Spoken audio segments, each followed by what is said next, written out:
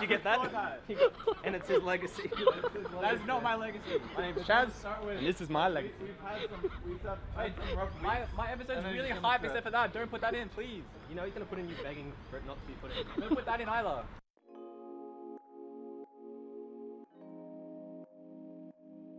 So I was born and raised in the Sunshine Coast, which is on Queensland, which is in Queensland, pretty close to Brisbane, like an hour away. So I started playing League of Legends when I was in high school because one of my friends basically blackmailed me into playing it because I really wanted to play DayZ at the time, like the armor mod, and he wouldn't play with me unless I played League of Legends. So my whole friend group would just switch between DayZ and League of Legends, and I absolutely hated the game, but I only played it so they would play DayZ with me, and then eventually, after a while of being blackmailed, I started to really enjoy it.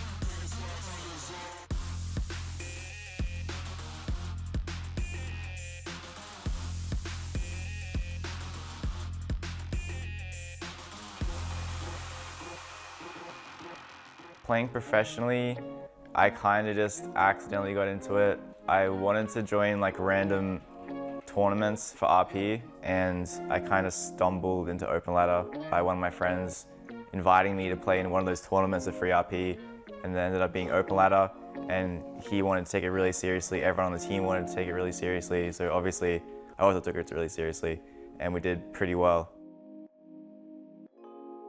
My OCS career wasn't the best. I would say that I did pretty good individually, but I never was able to work with my team very well, and I would say my communication was pretty terrible throughout the whole time, and I was just an individual player.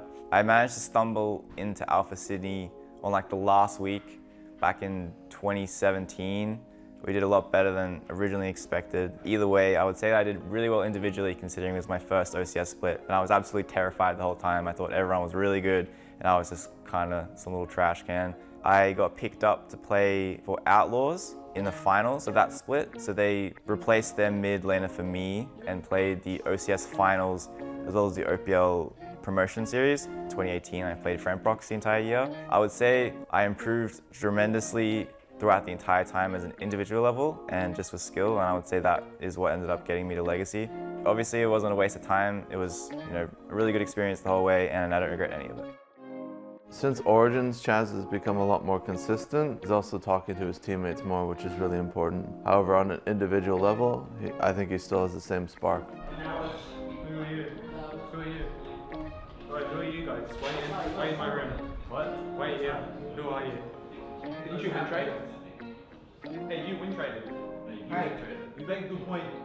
Me and Chaz are actually really close in the house. We get along really well and we joke a lot. I'd say Chaz is very energetic in the team environment, and I am as well. And Chaz is very loud, so that's one of the main reasons we get along.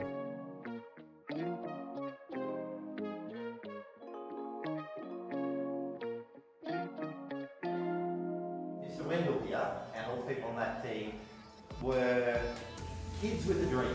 And one of the joys that I've had being involved with Legacy over several years is that I have seen kids with a dream have a very good go at achieving their dream.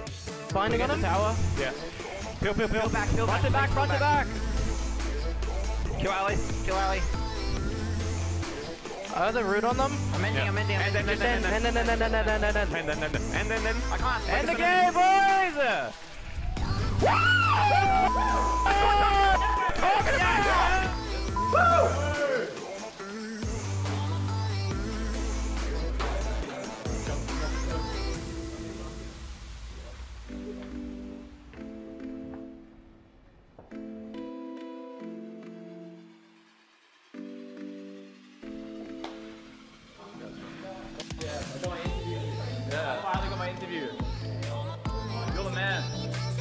We all kind of fumbled the early game and fell behind a bit too far from what we should have, realistically. But what I was really proud of is we all stopped the bleeding pretty well. Like, we decided basically that we were kind of falling a little bit too far behind. We need to start doing things, we need to be proactive, which is something we haven't been doing the entire time through OPL, just being proactive. So we really just committed on plays. We stopped the bleeding quite well, and then by the time they got the Baron, we just like, okay, we're not letting this happen anymore. We're just gonna go hard. We just forced engages, and we're all super happy just because the communication was like 10 times better than it has been. We were proactive. We're able to like recognize, okay, if we don't do something, we're just gonna lose. So I was really happy that we're able to do that. People were saying that I played so well. I don't really think I did anything. I just like clicked the buttons. It really wasn't that hard of a game. Other than that, it was just all my team, and I was just following up. But the first like 20 minutes, I was like really focused, and then once I realized we could actually win, like the adrenaline was just pumping through my entire body. I was like, everyone had the exact same mood. Everyone was screaming as loud as they could, like, kill this person. It means everything for this person to die. For this year, split 1, I want to make Gauntlet, and split 2, I haven't really decided. But the main thing that I just want for myself is to just get as good as I can. And I want to be the best player that I can. So I haven't really set like an actual achievement in terms of like winning the OPL or going to Worlds or blah, blah, blah, blah. I haven't exactly decided where I want to go, but as of right now, I just want to be the best that I can be. And I won't be happy until that's been achieved. My name's Jesse Chasmani, and this is my legacy.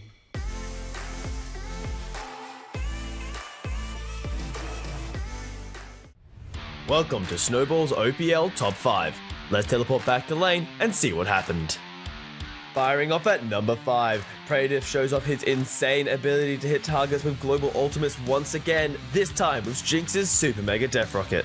But this is certainly looking like an Praetor absolute kills bomb. Balkan. When did that happen? How did that happen? Yeah. A second. Yeah. What? Well, we have a dragon that gets reset. So apparently, Praetor just launched a rocket.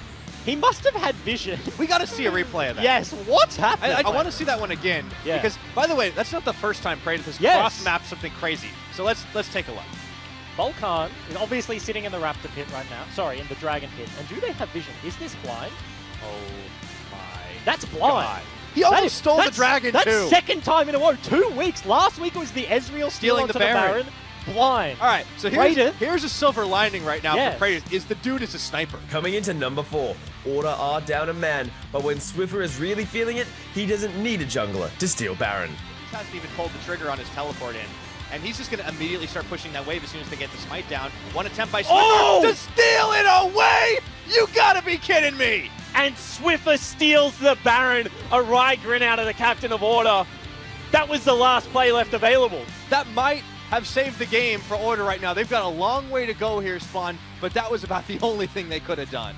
Leaping into number 3, both teams get the invitation to the bottom lane dive. However, Ryoma comes up huge and picks himself 4 of the 5 kills. In this bottom lane, Volcan coming through looking for Crazy, but Rogue dies before it can all begin. Ooh. There's the last caress, a double kill for Ryoma. The redive. They juggle the aggro. They're going to be able to get a few more. Guts throwing out barrels. Rogue, FBI, hopping through. It's going to be Chaz and Guts flashing. Gets it. And it's not enough, but Oh. FBI should be able to get the job done. But it's Ryoma that cleans it up. And ironically, at the back end, the flash from Ryoma wasn't even necessary. The satchel charge there from FBI is still ticking on the head after the stopwatch times out, and that is just an explosive gold lead out of nowhere. And Legacy, Ryoma's 6-0 now. they commit to the defense on the dive, and they get heavily punished here. Tumbling their way into number 2, Mammoth charge over the Chiefs, and King picks himself up a triple kill. And the fight's starting to go sideways from Chiefs right now. That's the double kill, looking for the triple. And King is on the board in a big way. And a rampage now for King as well. Not just 3 kills, but 4 and 0 on the board. An 800 bounty builds up for him. Triple. Also just getting a little snipe there on the backside. Another kill for the Mountain Dragon. Now an Infernal on the back. This is such a big Mammoth team coming into the mid game. Coming into number 1 with a cannon play that will make Smeb proud, Mimic teleports into the flank and tears the Chiefs apart with his ultimate. Damage, he gets stunned up, Go, taken they out go. by Raze, and all of a sudden Mimic Mimic's comes to in. the party. He does get a massive stun, and that turns it right around. The quadra kill for the Cannon, and he zooms his way out. And that's one way to end with style. Straight towards the Nexus, the Bombers will go off a quadra kill for Mimic on the Cannon. That is a flank and a half coming out of him, and they should just get the game from that. And that wraps up the 5th week of the OPL. If you're interested in more League of Legends content, visit snowballesports.com. Shut down! Lloyd's alive, he's burning out! Claire, that was beautiful! They needed a miracle, he gave them everything and more. But that's the double kill for the bait! Baby, they clean up! Hello, welcome to day 1 of week 6 of split 1 of the 2019 OPL. I'm Nick Boy Richardson, and I am joined by my 2 best friends in the entire world. It's Ejim and Rusty. I'm so happy to be your best friend. That feels really good. Thank you very much for instantly making this awkward. I thought I was the one who made it awkward when I said you're my best friends in the entire world. You one-upped me. Sorry, bud. Gentlemen, how are we? I'm good. I did not expect that, so it's hard not to laugh right now. No, I'm good. We had a big week of practice, another week coming. We're in the middle of the split, Nick, so Yep. it's a bit of grind time, I'd say, for everyone. Do you normally not have a big week of practice? Why is this a new thing? Well, middle of the split, it's different type of practice. Yeah. I would say that, I can only speak for AV in that case, but we've had a bigger week than normal, so that's why I said big week. I had a very cruisy week. Oh. I didn't work for the first half of the week. Cruisy. I didn't even mean to do that. No, I didn't even. Nice. No, but the week has crept up on me, and suddenly we're here, sitting on the couch at the OPL, excited to get started for the weekend. Before we actually get started, my proposal today, we scrap most of today, and we just start a book club. We were talking about it at the kitchen upstairs. Jake's on board, right, Jake? Yeah, absolutely on board. Absolutely on board. What books are we reading? Well, I mean, we The would have- Magician I don't know what that is. I was by gonna say, Raymond E. Feist. We'd have to decide, but Jake has decided. I've decided. Executive call. 100%. I will not be I'm storming happy off for this. Dr. Jake, Zeus, though. actually, Jake shouldn't decide because he reads books for adolescents. He's gone back a few reading levels. He was admitting this to me earlier today in the car. Yeah, Well- he's gone back to childhood memories, nostalgia, and he's gone back a few reading levels. Yeah. Are So. you talking about the books he reads his son? No. right, somewhere Genuinely, in between. he's not reading to Right, okay. Jasper. He's reading to himself. No, that's actually not true. I read to Jasper all the time. Oh, okay. Well, my bad. I Does guess. Jasper read at a higher level? No, like as in like I do read like that Very Cranky Bear, Yeah. which is a great book. Absolutely fantastic. Nick Bland, Australian author. There's 5 in the series, and they're all brilliant. All brilliant. Yeah. Piranhas Don't Eat Bananas, also another classic. Ooh, However, at the same time, I do read like Lord of the Rings and stuff to Jasper as well. There you go. Baby books. Is And in 3 days' time, he's coming out with Man Flesh. So anyway, I think we should start a book club, an OPL book club. I think everyone, including the viewers, should be a part of it, and I'll think some more about it. And if not, I'll just read a book by myself like a loser. What are we doing today? Today, we have several things on the ticket besides League of Legends games. We are going to be doing a painting segment tomorrow. Oh, okay. And so we need suggestions of what to paint today. Last time, we all remember the Gragas painting, don't we, Jake? Spectacular, wasn't What it? were some of the options? Because I want to go like before we decided on Gragas. Yeah, Like there was one of us, like our heads. that's right, yeah. There was Yeah. the Gragas, like which was obviously the icon, which Yeah. we absolutely butchered. I'm sorry, that's just so funny. Like Mount Rushmore of our heads Yeah. would just be so good. Yeah. Yeah, That it an was. option. Yeah, that's right. It was the. Someone like made like the Yeah, graphic with all of yeah. us, and then yeah. There were a bunch of. There were other champions. There was some environments as well, like some landscapey style league themed things. It could be whatever, but if you submit them on Twitter at OPL using the hashtag I'mOPL, we're going to pick the best one, and that's what we're going to paint. We picked the Grags one because we were like the primary colors. It seemed like the big close up wasn't too fiddly. I don't know what that is. Is that an example KDA. of KDA Akali's? Is that a I mean, Carly? I know That's a that's what Carly. that was, but I was more like, I don't know why it's there. I suppose this is a suggestion of the kind of thing that we could paint. It's already covered in paint. How do we feel about that? This looks too. That seems too like abstract and difficult for us to get right. How do we get neon? Bryce, it's a foot. Yeah. No, it's a foot, but like I feel like if No. you give us just a foot, all you're gonna Yep. get just like Yeah, you're not going to get a foot, Yeah, that's for sure.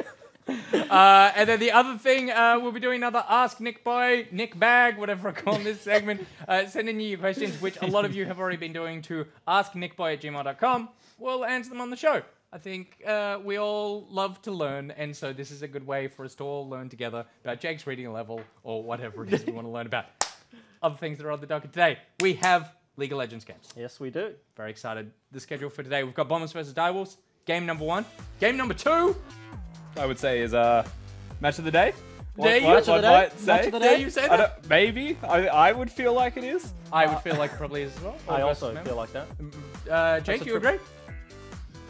I've just been told my mic was muted. No, Chiefs versus Gravitas match of the day, definitely. Chiefs versus Gravitas is Double game match number of the 3. day, back to back. Chiefs versus Gravitas and Order and Mammoth. There And then we I'm go. going to say Avant Gaming versus Legacies match of the day. So Yes. everyone except for Direwolves and Bombers match of the day. Yeah, but it's going to be starting off pretty interesting, right? Like, we've had a few shakeups of the ladder. I feel like going into game number 1, Bombers versus Direwolves, like, Bombers are trying to cement themselves now at this point as the top dogs in the lead. I feel like a lot of people think they are. I personally may disagree on some level, but this is their chance to cement themselves. Who would you say is above them? I think Chiefs, potentially, better drafts, and I think, like, they could certainly be matching Bombers Picked right a now. weird week to say that, given what happened to them last week Yeah, when well- they played Bombers and had a bad draft. Well, yeah. Yep, I agree. Just saying. This is like the point of thing. Like, having an opinion is irrelevant if you just look at the standings and you're like, wow, yeah, Bombers beat Chiefs. But like, so like, if you just power rank week to week and look at the standings, you're like, yeah, that's the power ranking. I'm like, sick opinion, man. That really means a lot. Yeah, that's it's like spicy tips yeah, territory. yeah. So like, I genuinely think like Chiefs at this point, like, I think certainly like at their best can look like a better team. Give me a than Bombers, rating. but- If they play a best of 5, like what's the score? Oh, like 3-2. It's close. Oh. I have strong opinions. 3-2. What? I said it's close. Anyway, move on. We can move on, but if you don't want to move on, if you want to watch League of Legends, you can do it at os.lollysports.com. You can get Blue Essence, you can get XP, you can get icons, you can get emotes. That's all you can get. You can't get anything else. This isn't like Amazon where you can order bread. It'll turn up at your house in 2 hours. Nah. But you nailed it this time. You got them all in a row. I got them exactly in the right what we order. get. I like that little... Which one's the icon, Nick? I like that little King Poro down the bottom there. That's exciting. In the middle? Yeah, the one underneath the blue icicle. No, that's a team. I know what Oh, it is. okay. You idiot. But speaking of spicy tips, which we did earlier, we're changing it up this week because it got too spicy. First of all, speaking of spicy, yeah, Match of the week. So Split so as everyone down the middle as it can be. top and tail, it's all good, and then me and Jake backing order, and then it's the lone Gravitas supporter Bryce for game 3. I think this basically cements what match of the day would be, given that our most tips contentious. are certainly in different directions here. 2 for Order, 3 for Mammoth, and of course the coach selection for Ejim in the 3rd game. That one just is the spanner in the works, but that's your job. I will say, I nearly joined Ejim on the Gravitas tip this week. Did you? Was that close. Oh, that's a strong opinion. Like How 3-2? close? Because the camera wasn't But on. I didn't start with contentious Ejim calling out every other analyst in the world about their philosophy. I just said I nearly joined him. Yeah, not contentious at all, Pyro. Yeah, I don't know why I'm in the middle of this. My picks are never contentious. Before we throw it over to the desk, that was the spicy tips board. It is sour tips today because there was just too much burning. Just so sick of Just- chili. It was just getting boring, wasn't it? Like, And it was constantly us a losing. lot. Yeah, Like- it was us You a guys lot. had a Yeah. real bad So time. we've gone for sour tips. I believe Jake can tank a lemon as well as he can tank a chili, so it's not going to be a problem for him. Are we chopping it up or are we just biting into Nah, a just- lemon? just- You can't even raw. bite. What? It's one swallow. Yeah, okay. Good luck. Okay. Good luck. So we're going to see how that turns out. Now, we'll cut it up. Yeah. And I can squeeze it into your mouth. We'll drip it into your mouth. Should I drip- Like the first week swiper with the chili. Yeah, but I'll Yeah. do it that way so it comes through the fingers. Oh, That'd be okay, nice. All right, so Bombers vs. Direwolves, game number 1. And if you want to check out a Twitter POV stream, you can check out Corporal. There you go.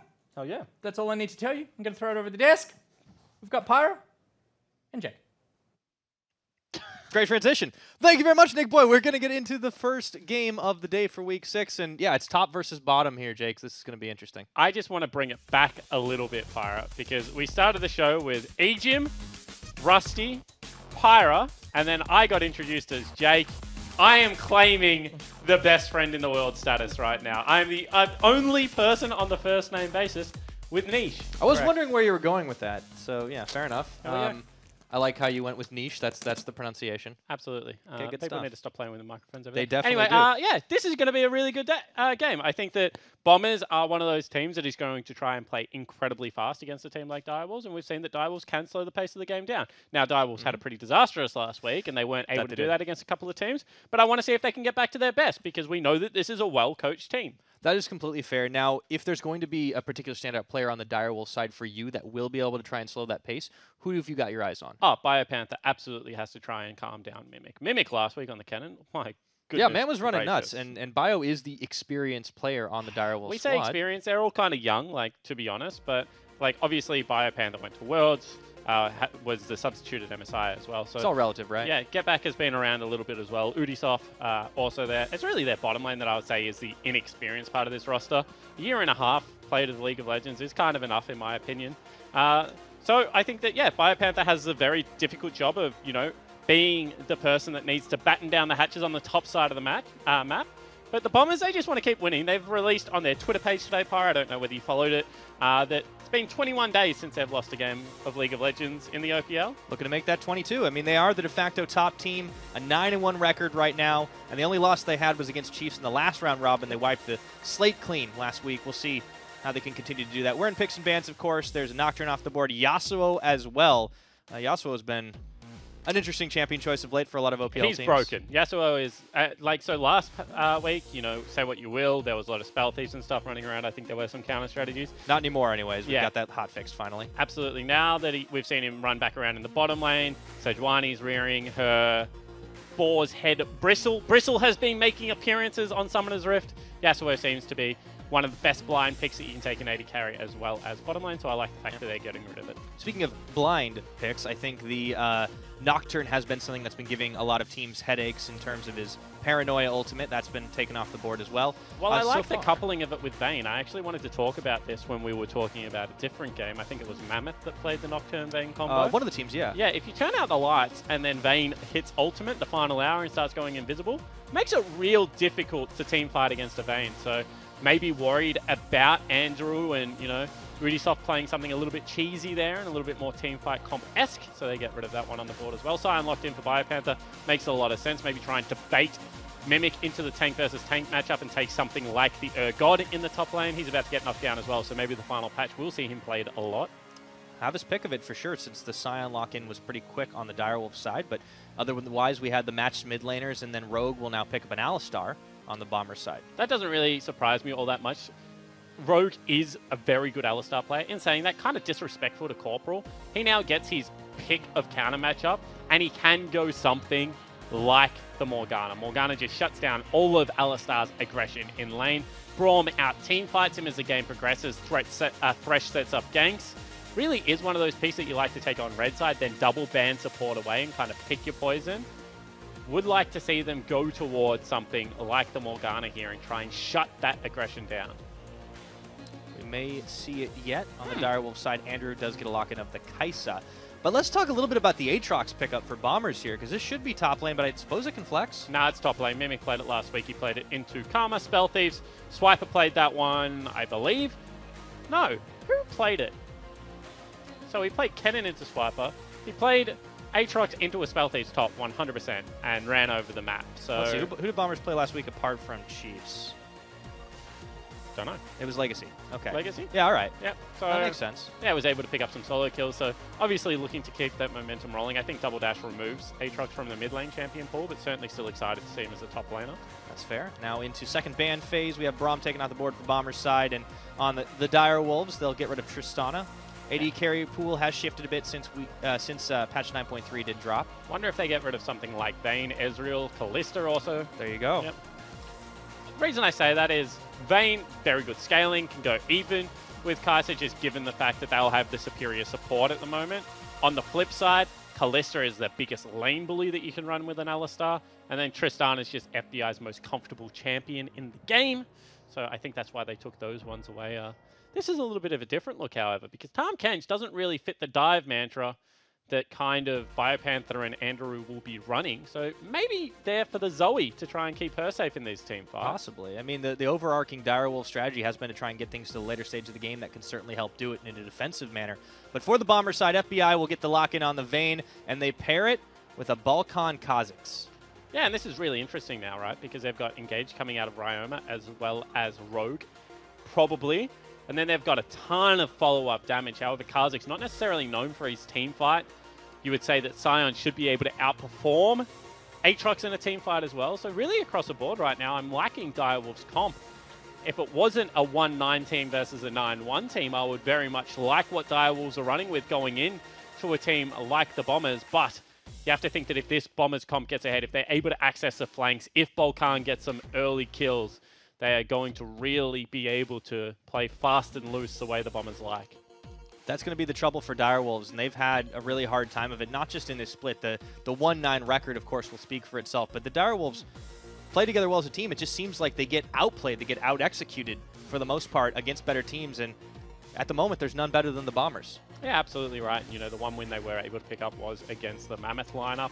While they were in a little bit of a slump, I think that was the depths that Mammoth really reached there. So interested to see if today that Direwolves can replicate some of that form, because that's what it's about. It's about putting the right foot ahead at this stage, showing that they have growth in this second round robin. We are 3 games into it, and that, you know, they're continuing to build on a promising start to the season. 1-9 doesn't really reflect the amount of growth that I feel like this Direwolves lineup has gone through, in saying that really the Bombers are the pub stompers, you know, the noob bashers, whatever you want to call them, of the OPL right now. If you play subpar League of Legends against them at any part of the game, they just exploit it, and they really are a ruthless team with the lead. Talk about a tough test here for the Wolfpack. We'll see if they can put in a good showing. I'll ask you a little bit about maybe what would be your particular passing grade for the Wolves in a game like this. But as we do get ready to get set up onto the Rift, we are joined by Coach Charlie. How's it going? Hey, good, Matt. Yourself? Doing pretty well. Thanks for asking. And you know, so we talked about the draft. I think Spawn agrees that this is definitely pretty solid for the Wolfpack. How do you feel it went overall? Yeah, this draft went really good. I wasn't expecting to get Zoe, but I think she's a really good champion on this current patch. And yeah, we have a really good comp that can enable Zoe. Tahm Kench gives it a lot of safety. Helps us play that third lane against Lissandra as well. So yeah, we got some good tools. All right, now talk to me about how you guys are going into the second round robin, because obviously a big change for the Direwolves and bringing yourself on board. How's the first, 5 weeks of the season been, and how do you feel like you guys are going into that second round robin? Yeah, we've had our ups and downs so far as a team. We started off probably as expected, and then I would say we exceeded some expectations, both from ourselves and from other people. And now we've kind of had a bit of a reality check again, and we're kind of at probably where we were expected, but it feels a bit worse because we did exceed those expectations. So it's all just about reestablishing what we want to do as a team, getting back to the process, and yeah, just reflecting on it, seeing what we need to do better, and just taking it week by week. When you're working with a team of primarily younger and newer players, how do you kind of keep them all together when the results aren't going as you expect or as you want? Yeah, so this is one of the benefits of having 2 coaches, right? Me and Curtis both split our time based off sometimes I do gameplay and he does out of game stuff. Sometimes we do a bit of both. Because we have the ability to split our resources, we're able to cover a lot of out-of-game personal development as well as focusing on the game. All right, now talk to me about the return to normalcy. Spell Thieves, Frostmancy, whatever we were calling it, dead, back on a solid patch again. Did that affect the young team, or was it, just a speed bump and, now back to some more solid League of Legends? Honestly, we didn't really get affected by it too much. Bio's a bit of a rookie, but he's a beast, man. He's been playing for so many years, and he knows top lane in and out. He wasn't affected by the Spell Feast. He knew what to play against it, and now he's back to tanks. This is his comfort. This is what he wants, and this is what we want as a team as well. All right, so looking at your comp, laning phase has just started. What are the checkpoints in this game where you're like, if we get to this, we come online, we'll win the game? What are we looking for? So when Zoe gets to mid game with this comp and is allowed to play that third lane, like I was saying with the Tahm Kench, then we can definitely accrue some advantages. We can use Scion move, and then we can use use those pressure to play the game basically from that, because they have pretty low wave clear in terms of the range in mid game. Lissandra has to be really close to the wave and she'll be off on the side. Vayne has no wave clear, so if we can push and pincer mid and group, we can definitely look to control Baron. And once you get vision control of an area, Zoe thrives, and you can go for a lot of picks, a lot of chunks, and then take objectives from there. Thank you for joining us, Charlie. Best of luck to the team. Thanks, man. All right, so far so easy in this laning phase. We kick things off. We had a couple of brush camps, teams maybe trying to set up some shenanigans there, spawn, but nobody fell for them. Team like the Bombers not like to face check a brush. Yeah, and that's what you expect to see in an early game, you know, a little bit of jockeying for position, but really neither of these teams want to give it away. Bombers don't want to lose a game level 1, and Direwolves want to be able to work their way into that mid game. Really like Charlie's analysis of how they're going to play this mid game, because I completely agree with him. If they are able to get their siege set up with Tahm, Kench, Zoe, no one can really engage on this lineup. You know, you've got Lee Sin, kick for disengage, you've got a big body in the Scion. And then you've got some great repositioning tools that come out of, you know, Tahm Kench Eat as well as the Kai'Sa. So really excited to see whether they can play this comp the way their coach wants them to. Because so far, looks like a pretty even map everywhere. Pyro, not really all that much happening. Yeah, I think that's fair. Let's flip it on its head, though, and talk a little bit about what the Bombers will want to do. You mentioned before the draft, obviously, is a team that likes to play a little faster. Hang on a second. Ryoma goes sleepy, a little low on that mana, and Getback's actually zoned him out of lane. I'll get back to that question in a minute, but how big is that? Yeah, that's huge. I mean, going to send him back, going to get first teleport out potentially, or just guarantee a free reset so you can match the teleport. Teleport kind of buys you, you know, priority in the lane for an extended period of time, and Ryoma not going to have that off the back end of a bad trade. So really nicely done from Getback. The Wave missed a couple of CS as well, and yeah, let's talk a little bit about what Bombers will want to do. You mentioned how there's like a steady amount of engage between Rogue and Ryoma. It seems like this team is going to be built to team fight, but maybe not quite in that mid game. Might be a little bit closer to the end. What do you think? No, I think, you know, FBI on 2 items, even though they're an expensive 2 items in Bork Ginsu's, is going to be completely ready to go, and no one else really needs anything more than that on their team comp. I think, you know, this is a level 11 comp comes online when both Kha'Zix as well as probably Lissandra have second-rank ult, so I think that the Bombers are fine in how they're going to approach that. It's just that it's going to be much harder for them to start those fights. It's going to have to be flash headbutt Polv onto multiple members, or a really good flank out of Ryoma where he probably self-ults, because otherwise Tahm Kench is just going to grab whoever they go on. And he's going to really staunch or, you know, dissuade any of that aggression. So it's going to have to be a nice game out of Direwolves to execute upon that, but there's certainly not an easy comp for the Bombers to execute either. That's fair. Mimic's starting to run back just a little bit here. You could see Udasoft actually making his way up top, but Mimic knew something was up. His game sense was tingling, even without the vision. That's what happens when a top laner hasn't been running at you and all of a sudden runs at you. You get a little bit, you know, suspect that something else is happening. And this is a really nice invade coming through from Ryoma. I want to just point out what he did there. He walked into the jungle, places a ward, but finds the jungler. And the reason that's so key is Udasoft right now, in a 1v1 sense, is just incredibly strong on the map. Red Smite, Lee Sin, should be able to take most champions down in a 1v1. Hold that thought. All right, once again, Ryoma goes a little sleepy, but that's perfectly fine. He avoids the Paddle Star timing. Balkan's going to wrap around just behind him in the jungle here. And there will be Udasoft making his way into the Bombers jungle as well. Yeah, you can see they're just jockeying for position right now. Rogue does get a ward down, but they have set up the dive nicely here. Udasoft is only level 4, however, so can't really commit to it just yet. And this is just, you know, good vision line down. You can see which side is playing strong side and weak side based on where the vision is. Vision in the river bottom lane means that their Direwolves feel like they have priority in mid lane, priority bottom lane. They're going to be able to rotate first there. Meanwhile, top lane, you see that there's a pink ward on the ramp. There's a normal ward in the dot brush. That's an ignite down that Zoe has picked up. Very nice spell thief. Bit of a freebie. Yeah, and so they're going to play weak side top lane. So it means that they should probably be looking to make a play right now on FBI and Rogue and see whether the bottom lane of the Bombers can play discipline enough to avoid that. Speaking of, can we talk about how Mimic has built up such a CS advantage up towards the top side? I was so used to like the Frostmancy that I'm like, you know, yeah, it's CS difference is top. And then I'm like, wait a minute.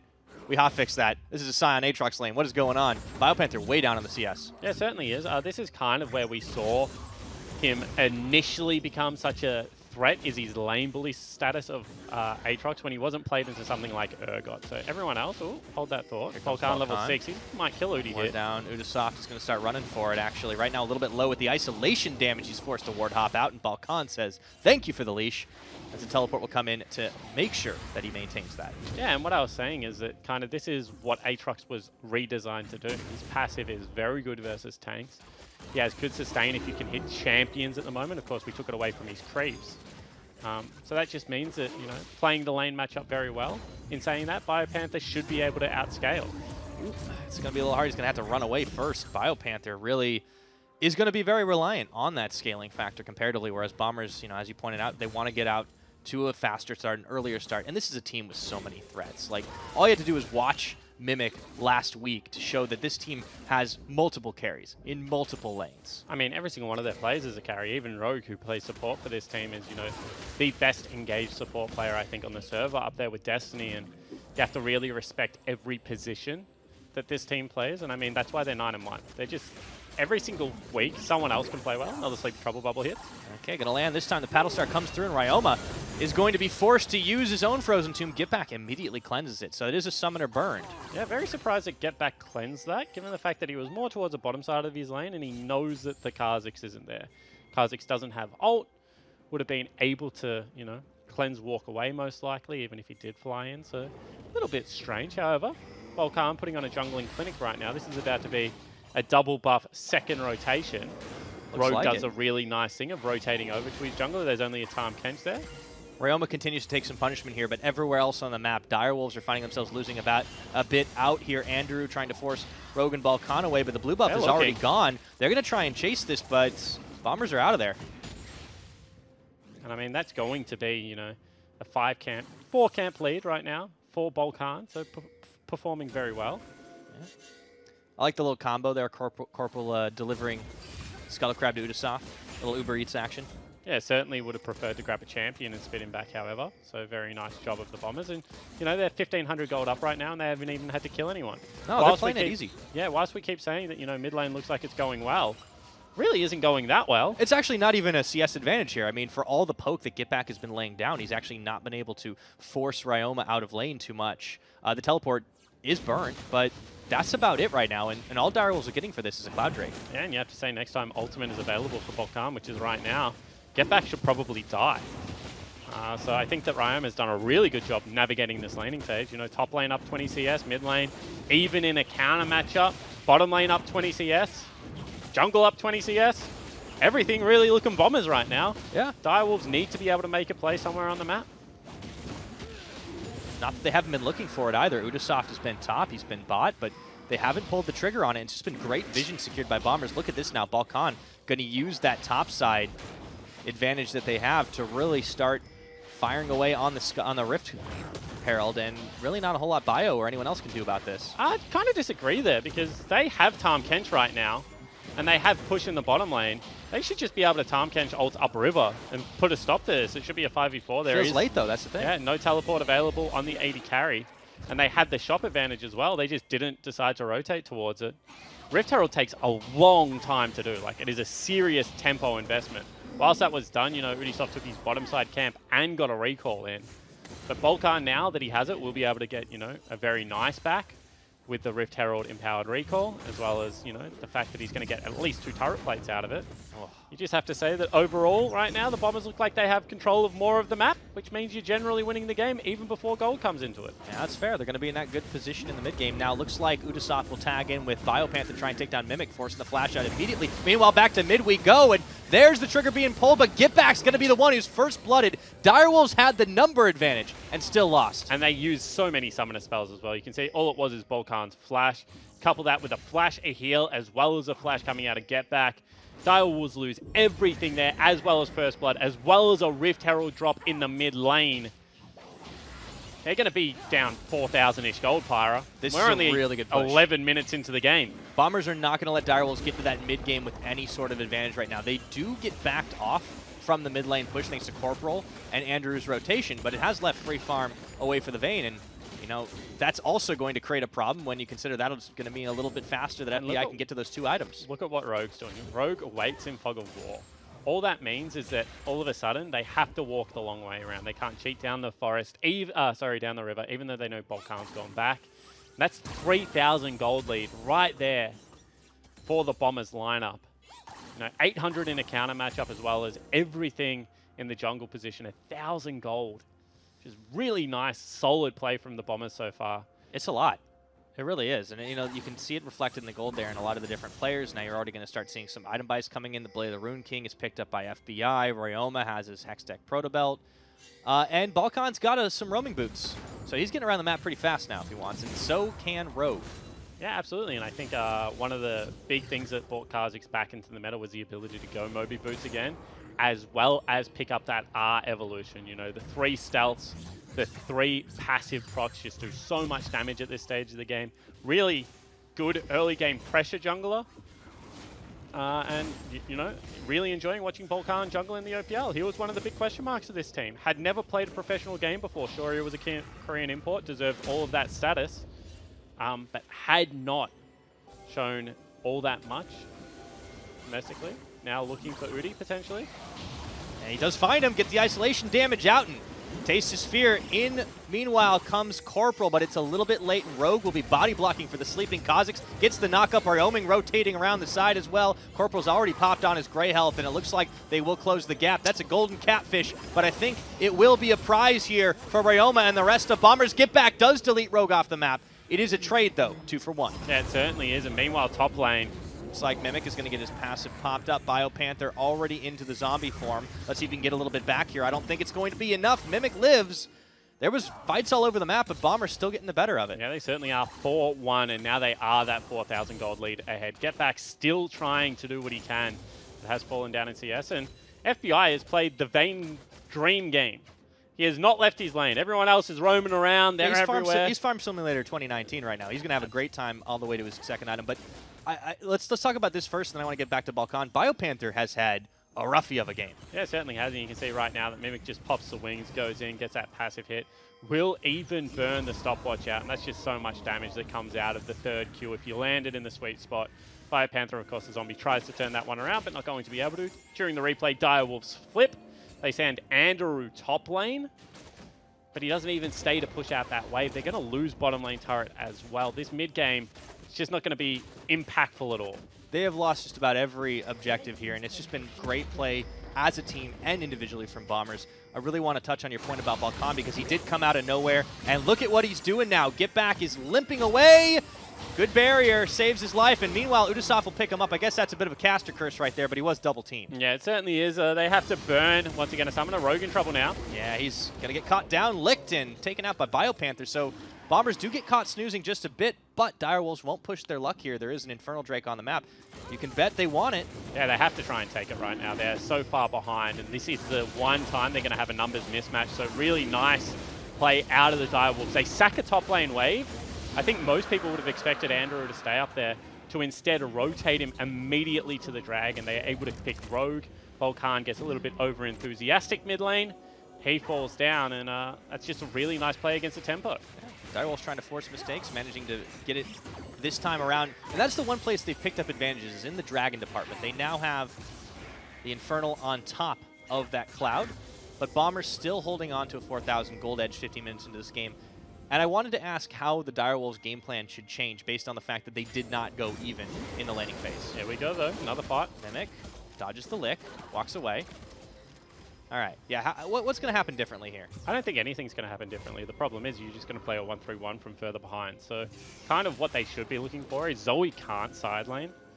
She really sucks at it, actually. But one thing that you kind of buy yourself when you have a Tahm Kench is anyone can side lane, because you should theoretically have an additional 2 members in every lane, you know, Tahm Kench and someone else. And what that means is, you know, if you set up Andrew and Corporal in mid lane, Zoe can start flinging spells at whoever she wants in the side lane. If ever she gets ganked, you know, hopefully she has something like a stopwatch pretty soon. They're able to just Tahm Kench ult up, win the outnumbered team fight, or be able to get chip damage on the mid lane turret.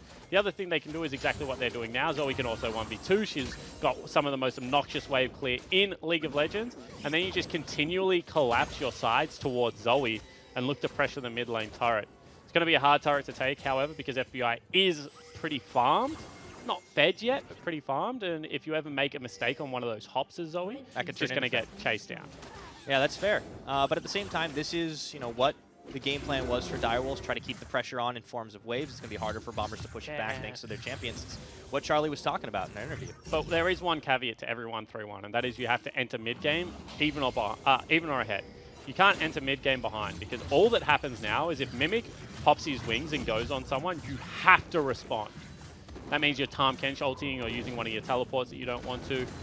And all that means is you're just buying yourself a massive window where you don't have a global ultimate to be able to contend with them in the weak side of the 1-3-1, you know, the Zoe side or the Kai'Sa side, whichever side you're playing towards. So I think that this is actually danger time right now. Here we go. Comes the Kazakhstan. She's going to hop back on the portal jump, and even Rogue was there for good measure. Now let's see if Direwolves can use the numbers up top to get something done onto Ryoma. The dive is coming exhaust immediately. Ryoma comes through, puts himself in the frozen tomb as Corporal tanking up the tower shots. There's the kick, the connection, flashing back once again. It's going to be Andrew under tower, gets the kill, into the belly of Tom Kench. Heavy investment, but they pick it up, and here comes Balkan to get maybe 1, 2, or 3. The Direwolves limped away, and it was just enough time for Bombers to come and sweep them up. And that's what I was going to say. They use so much. They use ultimates, they use summoner spells, and still Ryoma lives for so long on that play.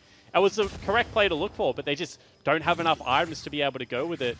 You see that really impacts how it turns out. The cleanup squad arrives. Mimic rotates into that mid lane, picks up all the farm. And Direwolves, I mean, it's so close, Pyra. You see that they understand exactly what they need to do at the right time in the game, but just falling down in that gold lead means it's super difficult. We're going to see this one in fast motion. So that's 2 ultimates and an exhaust that had to be used. A little stop motion animation there. Yep. And as you were saying, the farmed Vayne can very easily turn into a fed Vayne. Now 3-0-1 for FBI. And this is what happens when you have a team with so many threats, some of them starting to get realized. Yeah, this game, it's been Balkan and now FBI. In saying that, do want to be a little bit critical of FBI. He didn't reset after the play, stuck around for a couple of waves. Did have the Ginsu's finished off, but you can see right now that means he's very late getting back onto the map. Mimic right now. There we go, Mimic onto Andrew. Andrew does have damage though, and he will put him into the passive form. Tries to limp away, turns around, thinks he can find this fight once again. The flash over the wall. How low is Mimic? Andrew on the chase. He needs 2 autos. 1 more. That's it. Can he secure the kill? And he turns around at the last second. That really sucks. Oh, that sucks even worse. What happened? I don't think Get Back got that. Yeah, he did. Didn't he already have a blue buff? I thought Ryoma stole it away. Don't know. Okay, never mind. That doesn't suck. Regardless, has a blue buff around him right now. Looks like FBI also has one. And what I was going to say, if you use... we just don't get a moment right now. Andrew going to get popped, and Balkan continues hunting him down. Yeah, and that's what I was going to say. As soon as you use summoner spells, don't get a kill. You're just sitting duck for the rest of the comp. Ryoma, you know, Balkan. Even the Vayne just has the dueling potential at this stage of the game to find you and run you down. So it's a bit of a roughie. Yep. Oh, wow, condemned back with Zoe. This just seems to have been the Direwolves issue. Like, we come into every week, and we don't really necessarily criticize their game plan or even the way they play together as a team. It's just they get out-executed. Players on other teams seem to just be better than them, pound for pound. Yeah, I think that, you know, at a certain point, you do have to question some parts of the game plan.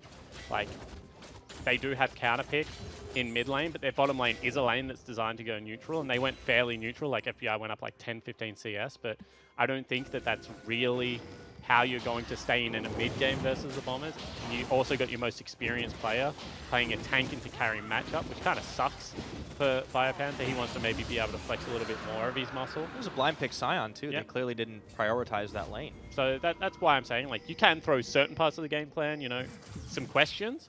But overall, I do think you're right. You know, their 5v5 comp makes sense. It's cohesive. The team obviously knows how to play it because you have seen windows of when they have tried to execute it correctly and just not had the damage to be able to out-secure it. But I think at a certain point, you do have to say, you know, how do we get these guys through an early game unscathed? And maybe against the Bombers, that's just impossible because it's not like Direwolves the only team that are struggling with this right now.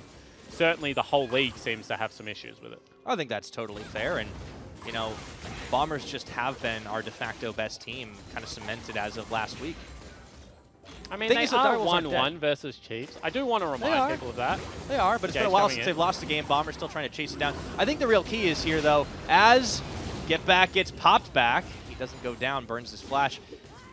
Direwolves may have ended the laning phase in a big deficit, but they didn't outright lose the game. They still had a fighting chance. They still keep this going, and you can see that they're still giving it a good go. How do they turn that into an advantage? I mean, they really have to land a bubble onto, like, FBI or someone, blow him up. Hopefully the rest of the team tries to, you know, 3v5 defend, and then they get something like a Baron. That's what you're hoping for at this stage of the game. Mimic to stay overzealous in a split for a bubble, like one of the ones in the last fight, to land onto a target they can actually execute upon, and then try and take him down as fast as possible. Really has to be Balkan or FBI, though. Ryoma's too tanky at this stage of the game. Has the Aftershock, has the ultimate as well, so he's not going to fall down. Rogue's just got ultimate, and Mimic's got his ultimate. So, I mean, it is difficult, but certainly not out of the question. We've seen stranger things. That's true. It is doable. It's just going to be a mountain to climb for sure. A lot of vision invested by both teams towards the Baron. All of a sudden, we're 22 minutes in. Still a pretty hefty advantage for Bombers at the moment. Mimic kind of running around with impunity on this bottom jungle. And the rest of Bombers actually at the Baron pit. Doesn't look like they've started it just yet. Not committing at least. But they do it so incredibly quickly. When you have Kha'Zix with upgraded claws, as well as, I don't actually, are they upgraded or not? I can never tell with Kha'Zix. Not that skin. I'm usually not 100% sure myself. And then you have something they look like upgraded. A Vayne in the game. It's so damn difficult to contest Barons. They do it so quickly. You're most of the time going to be running blind, and if any of them are sitting in the brush, I mean, that's a 3-level advantage Ubisoft's trying to make up for, so yeah, it's just going to be very difficult. He's about to get Flame Horizoned as a jungler. That's a feels bad man, but I think a lot of this game has been a feels bad man for Ubisoft versus his opposite number. Like, you started this game really praising Balkan, and it's not just his score, it's the way that he's been playing the whole split. He's come out of nowhere. He's played these incredibly aggressive jungle picks. I mean, you just look at the guy's champion pool, and he's gone absolutely ham. He reminds me a lot of Swathe in a lot of ways. Yeah, it certainly does, and I think that right now you would have to say that the conversation is between those two as who is the best jungler. They're contesting this red right now. So to take it, Balkan's not going to sniff around too much with many people there, hoping that he could steal away the red, but it ends up going to Andrew.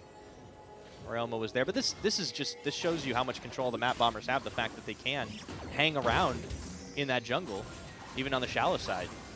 Exactly right. They're just continuing to exert pressure, continuing to creep their line up, and now they look for a pick. Oh, 1, 2, 3, and he nearly got the kill. Ubisoft comes too late to the rescue, and he's got nowhere to go, meaning FBI picks up 1, maybe even 2, as he got the Contempt off onto Corporal, chasing him down, forcing the flash. He wants that kill. He will get it. Looking for a third now. Into the base gates, flashing forward. FBI on a rampage. Yeah, and that's just the Bombers lineup doing what they do best. They see one mistake, they commit to it, and they chase the entire team down. BioPanther looks on in horror, but there is really nothing this Direwolves lineup can do. 2-item Vayne, baby, and he even has the QSS for a little bit of good measure. That should be an easy peasy Baron if they want it. They might just walk into the base and walk all over BioPanther.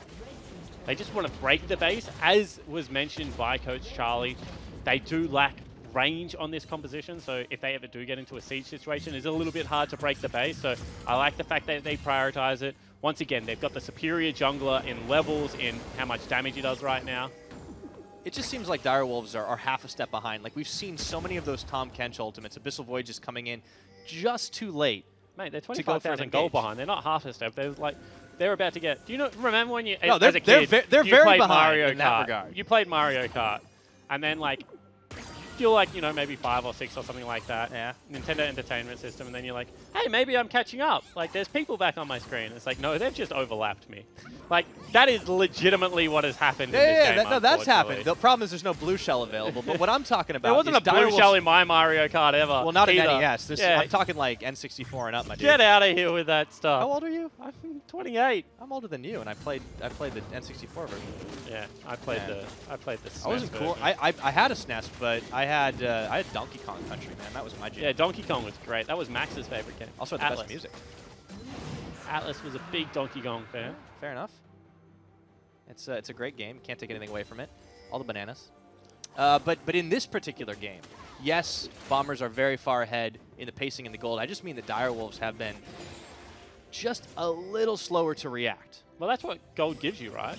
Yeah. You can push a wave a little bit further. If you run into the jungle and they're there, you can fight them. This is going to be a big flank, and this might be the game-winning fight. See if they can pull it off. Direwolves a little smart to it here, but they don't know about the Lissandra. Andrew is going to get popped down to 0 without the 80 carry. The rest of the Wolfpack starting to scatter, and that's going to be a double kill picked up by Balkan. Bio's got nowhere to go. Corporal's going to get chunked.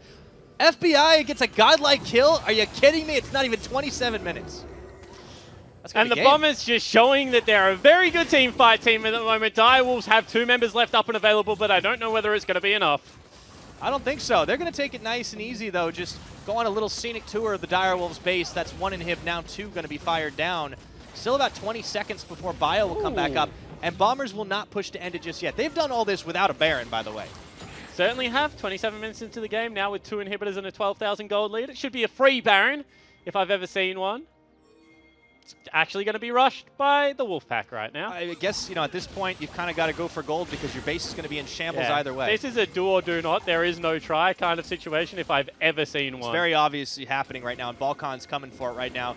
The Wolves are going to try and bait this out. Here comes Balkan. He's going to face check into it, but they might just have the damage to delete Andrew anyways, and in goes Udasov, gets popped in the Guardian Angel really quickly, but there's nothing he can really do to get the kill, and Bombers are just too strong. Taking down the jungler, getting Biopanther. I'm surprised the Wolves got out with that many members, to be honest.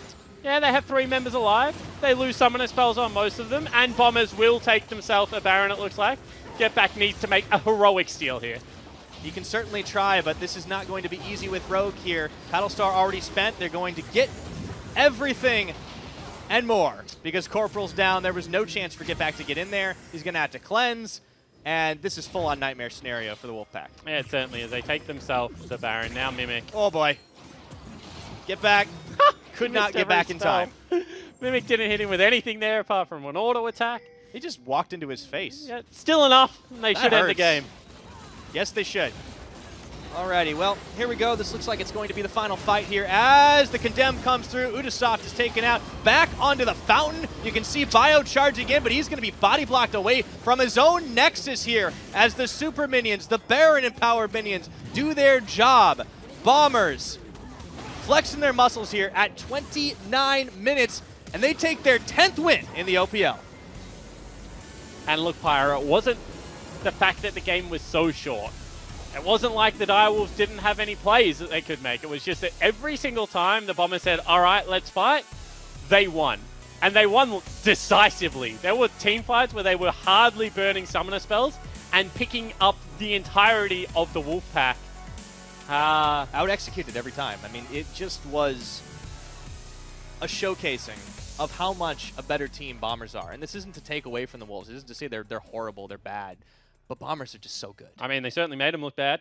You Relatively have to call a spade a spade. It's a pub stomp. When every single one of the lanes go up in CS, even though you've got good counter matchups, and then you just get run over in 29 minutes, and you didn't like lose an inhibitor and they pushed through for a decisive victory. They gave them like 3 team fights back to back to back, and were like, we're just going to continue to pound you. That was a very frightening performance from the Bombers. That's a scary Bombers. They're flying high now, so let's see how long they can actually keep that going, because I feel like it's hard to challenge this team. Let's send it back to the couch to see what they have to say about that one. Wrong. By me.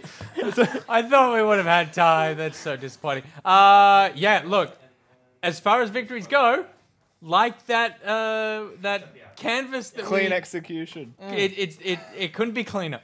Absolutely not. So the thing is, for the Bombers against the Direwolves in this game is I treat a game victory like this, like an Invictus Gaming victory. And what I mean by that is, you know, they're the world champions. The thing that they do better than anyone else is that they win every lane and then they win in the jungle. And that's pretty much how it felt this game, right? Top lane doubled CS almost. Mid lane had control even if it was a counter matchup. Bot lane, while it was neutralized, they still had the push. And Alistar spent most of his game in the river, which means the Balkan on Kha'Zix just walked into the enemy jungle and just took everything like it belonged to him. And Direwolves had no counterplay until there was like a 4,000 gold lead. Yeah, because there's like a couple of things, right? Mimic and Balkan now a couple of weeks in a row have together had some very good performances. Like the draft you mentioned, like Direwolves did have counter picks, they did have opportunities, but it never seemed to like amount to anything. And that did really look like when a team like a lower ranking team versus upper ranking team, anything they are actually fighting for, they really struggle to get an advantage, right? It's Tahm Kench ulting into mid lane, and like they're trying to get this pick onto Ryoma, but unfortunately, like Kha'Zix burns flash, Direwolves burn triple flash and heal and get nothing for it. Like everything they reached for, they were really trying, and Bombers just looked like they were just outclassing them individually as a team across the board. In the cast as well, it was mentioned, it was decisive from the Bombers first of all. When they made a play, they committed to it. Yeah. And it was also just decisive victories when they took those decisions as well, because they just seem to be that step above their opponents in this game. And it doesn't take away from the Direwolves. It's only credit to the Bombers and their current performance. Absolutely. That current performance is nigh unbeatable. And we've got a Bomber at the desk right now with Pyra, and it's FBI. Thank you very much, Nick Boy. Yeah, you guys are the first team to make it to 10 wins here in the OPL. And I guess I'm just going to come out and say it. How do you make it look so easy? I think it just comes down to a lot of hard work and practice, honestly. Like, we have a really good team environment. So when we practice, I feel like we learn a lot. Like, I feel like we're learning faster than other teams, even though, like, we're first place at the moment, honestly. So, yeah, it really comes down to just hard work and teamwork, I think.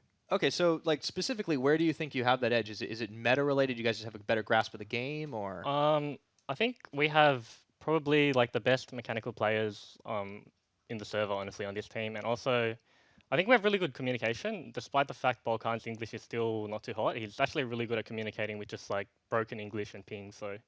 Yeah. Pings can definitely do a lot, especially when you're like, what was he, like a 6 or 7 kill Kazakhs in like 10 minutes? You were telling me before the interview, he's just hard carrying. Yeah. What are the comms really like when he's just like running all over the map and cleaning up kills? It's just Balkan just like, yeah, I'm going Zoe, and we're like, yeah, all right, and then we see him kill Zoe, and simple comms, right? Yeah. So for you, obviously, like you kind of came in as like the cleanup carry in this one. Like, how does that differ for you in a game where you kind of feel like you're just like getting an easy march into mid lane? Do you get complacent, or are you just like, no, I'm gonna try and like one up Balkan's score in this and stack as many as I can? Nothing like that. I don't think anyone on our team really thinks like that. We're all really good players, and I think the most important thing for us is to like trust in each other to be able to carry. So when I see Balkan like doing really well in Kazakhs, I'm just like, yeah, I'll probably just auto attack the tank this game, and we'll win the game. Cool. Well, I'm glad you guys really have like the roles kind of set and settled in for yourselves. So going forward, it seems like Bombers are going to kind of keep on this winning streak. Are there any teams that you feel will challenge you, keeping in mind you just knocked off the Chiefs? Yeah, definitely. Of course, it's best of one, so like you can lose any game. Even the game against Order tomorrow, I think it's going to be a tough one. They're all really good players, and I respect a lot of them. So yeah, it should be a good one tomorrow. Looking forward to it. All right, back to the couch. Thank you. Here's what I'm looking forward to. I'm looking forward to this as well. You're really looking